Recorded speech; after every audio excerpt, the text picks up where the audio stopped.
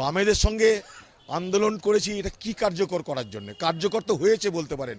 আমাদের শুধু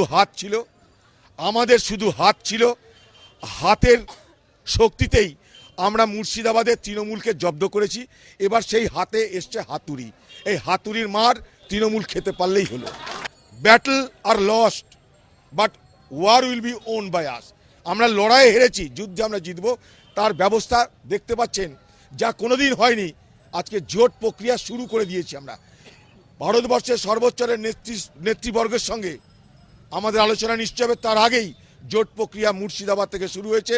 এই মুর্শিদাবাদ থেকে একদিন সিপাহী বিদ্রোহ শুরু হয়েছিল ব্রিটিশ সাম্রাজ্যবাদকে উৎখাত করার জন্য।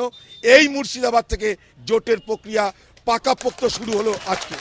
আমরা ছাড়বো না এদের আয়ু বেশি দিন নেই, কারণ আমরা ক্ষমতায় আসছি। পশ্চিমবঙ্গ থেকে তৃণমূলকে উৎখাত করবই আমরা। এই সব ঘটনা আমাদের শক্তি তেজ আরো বাড়িয়ে দিচ্ছে।